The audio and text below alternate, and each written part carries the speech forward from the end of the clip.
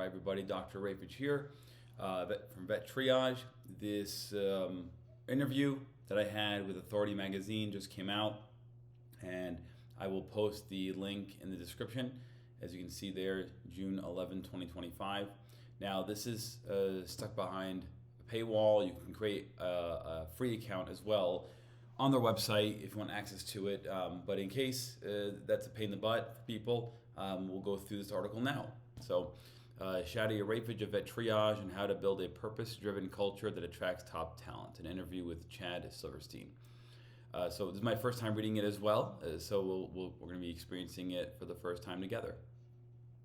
Keep the team informed. Your team needs to be exposed to the efforts that the leaders are pursuing. For example, our team is aware of and is kept up to date on any conferences we attend, any in-person or virtual lectures we give, any new partnerships develop. It is important that they see this influence outside of the walls of the company, metaphorically speaking, because it shows that leadership believes in what we are trying to do, and we are going to great lengths to share our visions with others in the field.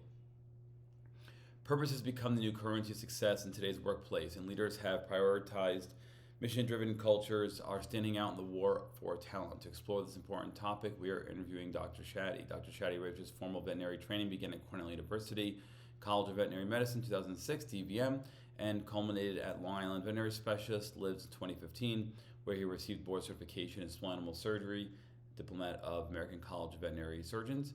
After assuming numerous leadership roles in the veterinary field as hospital owner, department head, and chief medical officer, Dr. Rapage founded VetTriage 2019. It is roughly a little bit before then, but that's okay. VetTriage aims to spearhead the movement in veterinary telehealth, improve access to veterinary care for pet owners around the world, regardless of the type of pet, and partner with brick and mortar facilities with the goal of improving their work culture and work-life balance. Thank you so much for joining us in this interview series. Before we dive into our discussion, our readers would love to get to know you a bit better. Can you share a backstory about what brought you to your specific career path? Of course, the veterinary industry has faced numerous challenges for more than 2 decades. Most of these challenges are due to a poorly developed culture in the workplace, which has caused innumerable negative downstream effects, from high turnover rates to an increase in suicide to early retirement and much more. My company, VetTriage, developed unique ways of not only providing a strong culture within the platform, but also one that attracts top veterinary professionals from the field to us. We now are over 70 veterinarians strong. Comparatively, this is larger than most veterinary facilities in the world, with most of our veterinarians having been in the company for many years. Additionally, one branch of our service, VetTriage Pro, is focused on telementoring and teleconsulting, whereby veterinary students, new veterinary graduates, and inexperienced vets are able to consult on live video 24/7 with our seasoned VetTriage veterinarians. These consultations further improve not only their own medical abilities, but also improve the culture with their brick and mortar veterinary facility. Can you share the most interesting story that happened to you since you began working in leadership, culture building, or purpose-driven organizations? I would say the most interesting story that happened to me since I began working in the veterinary telehealth industry from the perspective of culture building is the antagonistic nature of our veterinary professionals.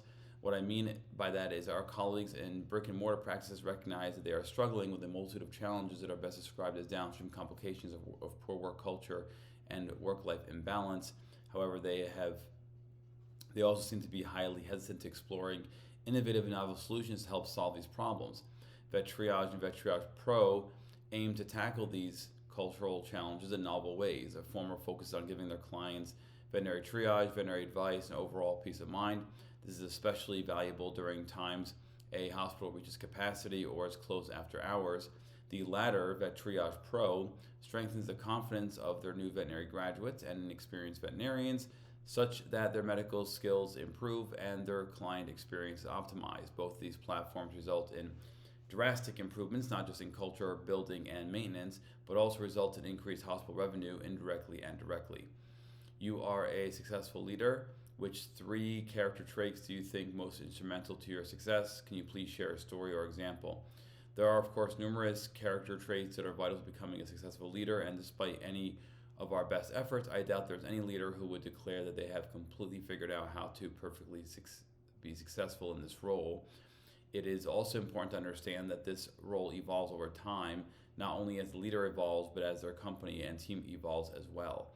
That being said, the three character traits that I would consider innumerable to my success include a diligent work ethic, being accessible to the team for any and all concerns they have, and a willingness to be the guinea pig for any new protocols within the company. I'd be happy to share an example of each. Having a diligent work ethic is mandatory for obvious reasons. It is no secret that starting a business and bringing it to success requires an absolute dedication to it. Our business especially is challenging because we were the first veterinary telehealth platform to exist in the veterinary industry.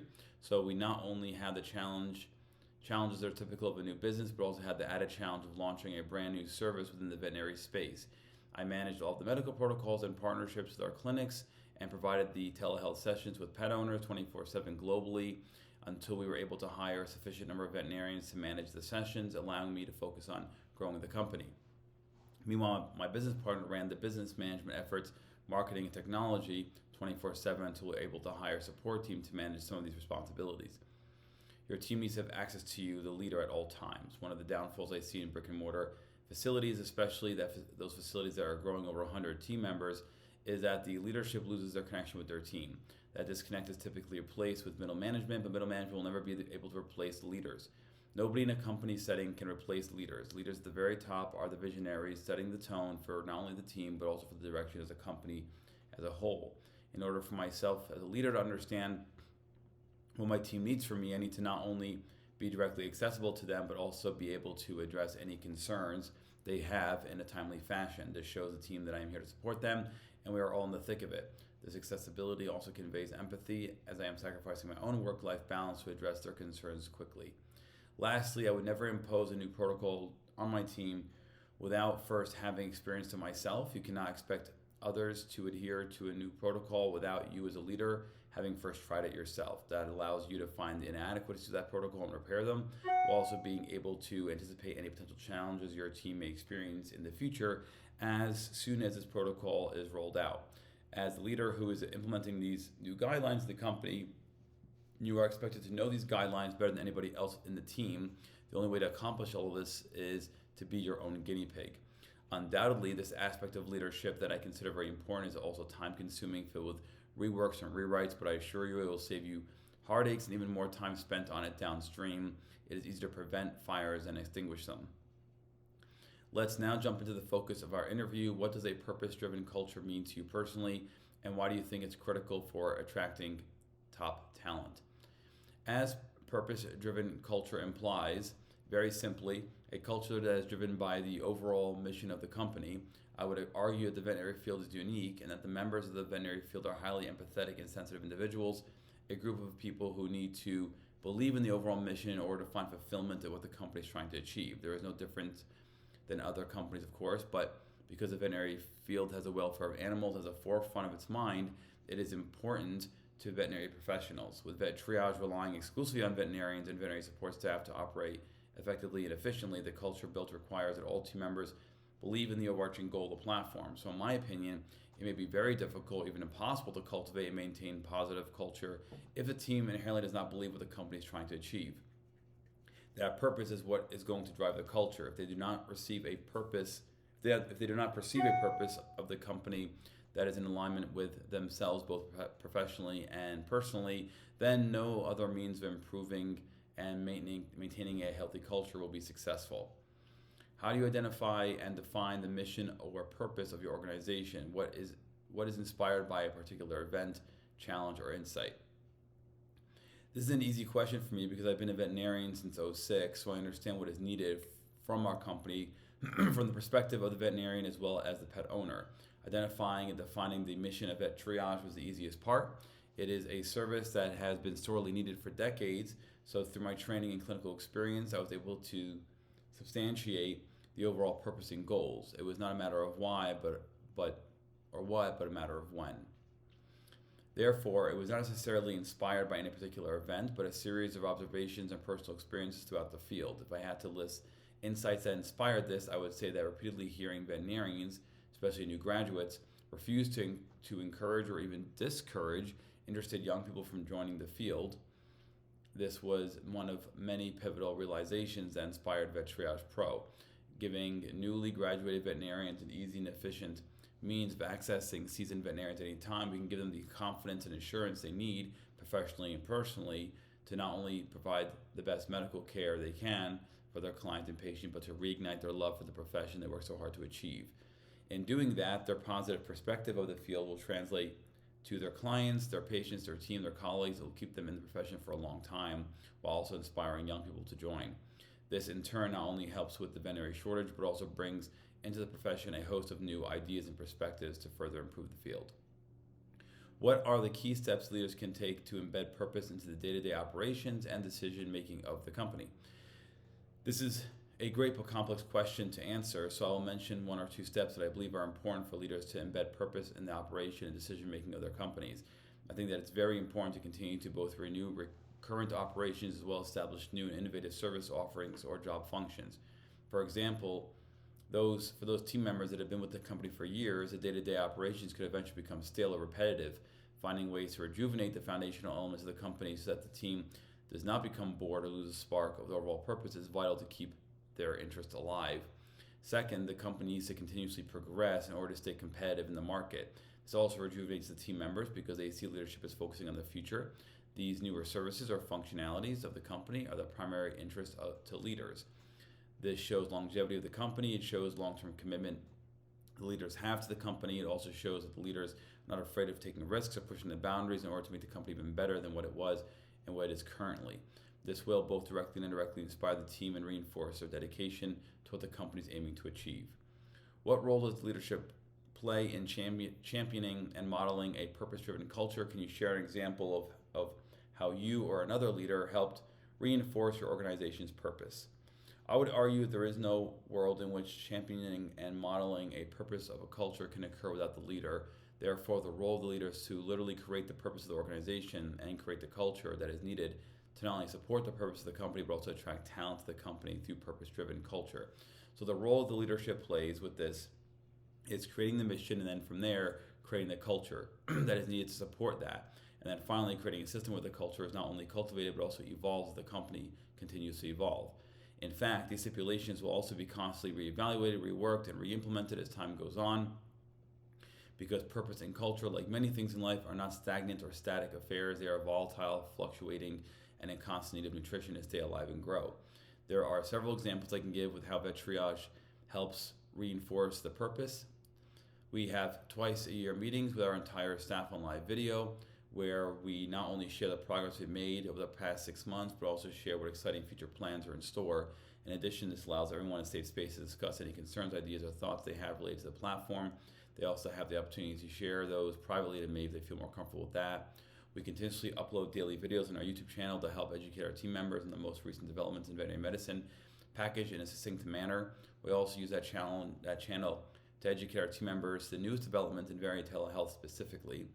We receive positive reviews from our clients and share these testimonials with our team so they can celebrate their accomplishments and give light to the positive change they're contributing to the lives of pet owners around the world.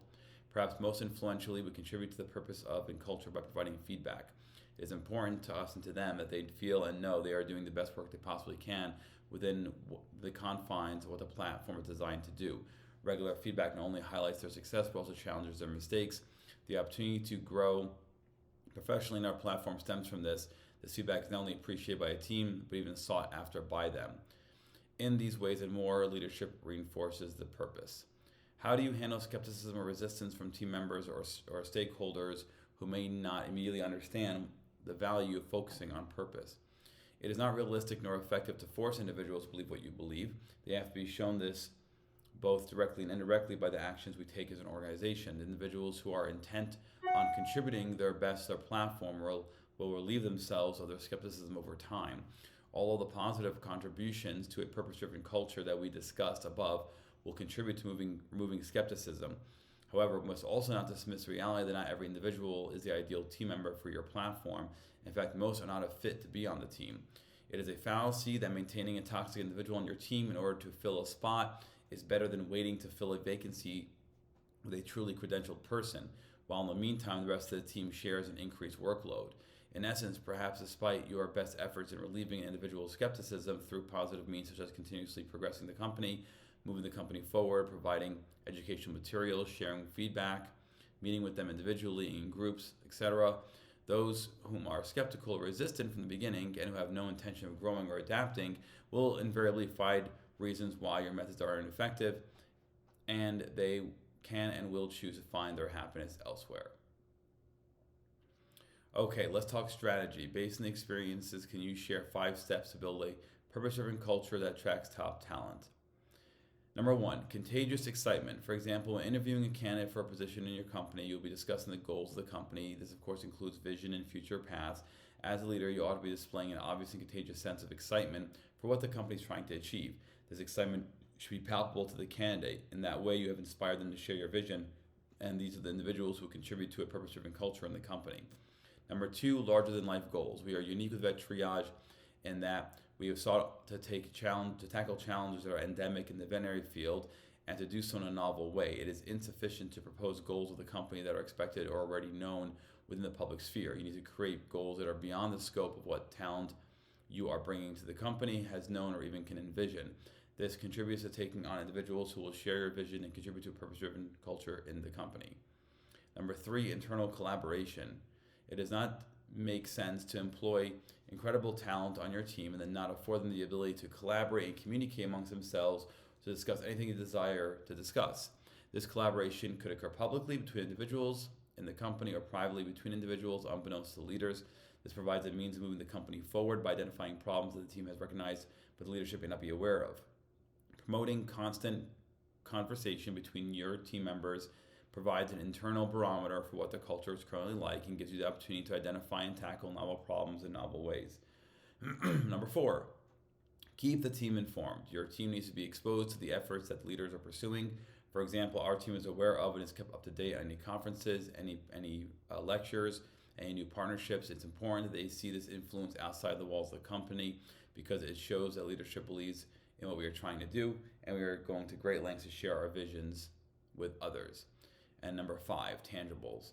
The previous 4 steps are action items for leadership and are also somewhat metaphysical. These 4 steps are only as good as actions that are then taken to support these 4 steps with concrete procedures and protocols. For example, we have an internal document hub that contains protocols that explains our operations and expectations.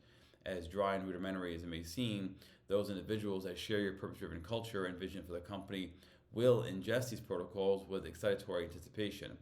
Other examples include providing an efficient means of communication between team members, a means of easy access to members and to the team, a system of checks and balances. The latter is not only between leadership and the team, but between the team and leadership, and even between themselves. These concrete measures are taken so that the core visions of what make up the company can be executed. Can you share a specific example of how embracing a purpose-driven culture helped your company attract exceptional talent or achieve a significant business goal? Embracing a purpose-driven culture actually creates a positive feedback loop. We began with a solid foundation of what the goals and visions are. This attracted exceptional talent to us, which then helped us build a company, further attain more widespread reach within the field of veterinary medicine, which attracted more exceptional talent, and the cycle continues. In fact, we have rarely actively sought out exceptional talent or even partnership with brick and mortar. Instead, they have actively approached us to join our team because of our exceptional credibility and positive influence we hold within the field of veterinary medicine.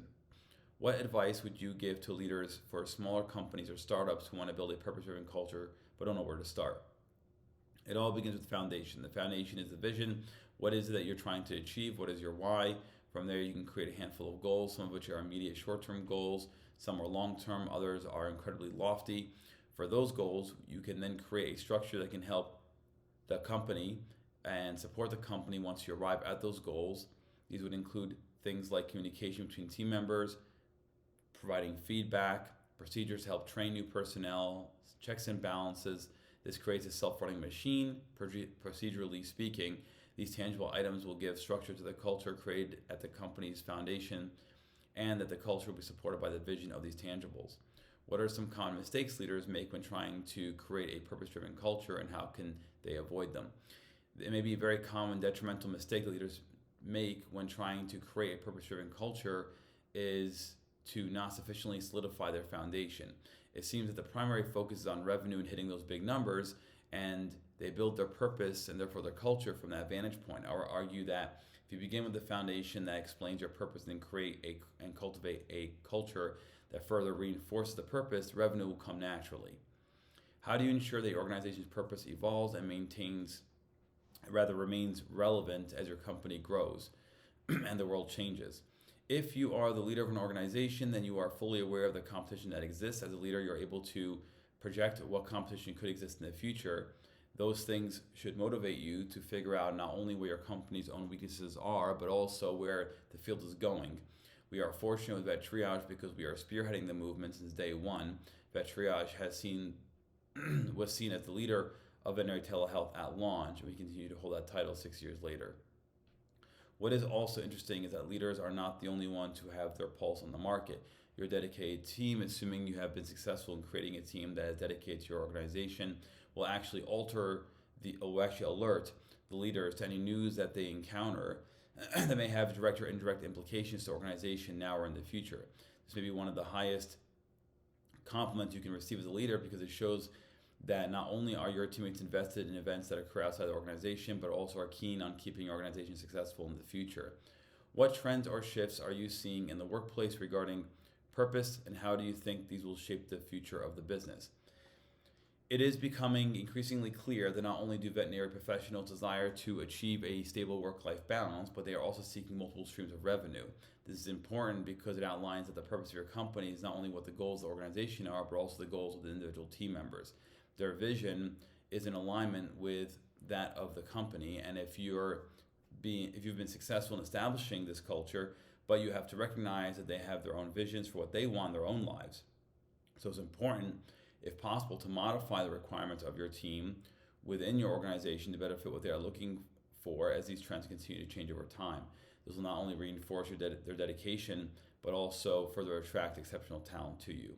In your opinion, how does having a purpose-driven culture impact not just employees, but customers, clients, the broader community? Now, with the internet and the ability to connect people via social media and other media are commonplace, a company culture and reputation spreads through these avenues quite rapidly. Although it is assumed that social media posts that entice a negative feeling to viewers tend to spread faster, it seems pretty clear from my point of view that positive messaging and feedback, at least in the professional setting, carry way more weight and spread more rapidly and maintain a longer longevity online. So the broader veterinary and pet owning community are exposed to results from the perspective of your current clients and team members of our purpose-driven culture in real time, and the downstream effects of that are, needless to say, quite powerful. You are a person of great influence. If you could start a movement that would bring the most amount of good to the most amount of people, what would that be? Businesses as a whole need culture consultants who understand their field and challenges, but also leaders need to be able to draw upon an array of experience in other facets of business operations. In the veterinary field, consultants do exist, although most of these individuals come from other non-veterinary backgrounds and lack understanding of the field. We may already be seeing this, but veterinarians who have studied or have formal degrees in business, communications, marketing, management have a large niche to fill in the veterinary space. Veterinarians need assistance in more than one plane.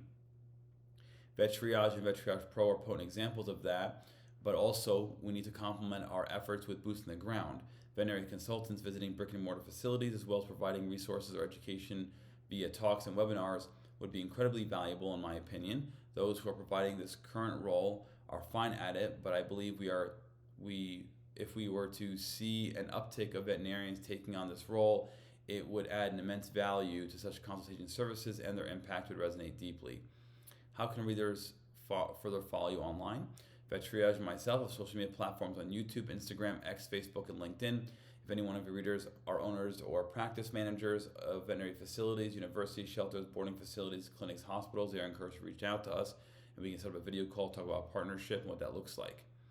Those who are reading this, who are veterinary students, new grads, or doctors who foresee needing additional support, should reach out to us with their employers or on their own accord to discuss how VetTriage Pro can help their professional enjoyment and case management. This was great. Thank you so much for your time spent sharing with us. Thank you for the opportunity. This was great, and I hope to be part of your movement for culture change. Any future articles you can share with the readers.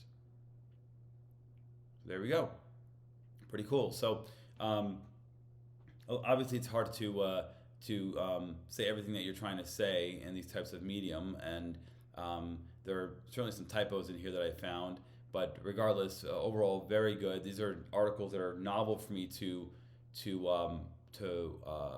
have published about me, because they're not medical per se. They're business related, and I'm not a business guy inherently. But hopefully, you folks found this useful, and I'll see you again tomorrow for another video. Take care.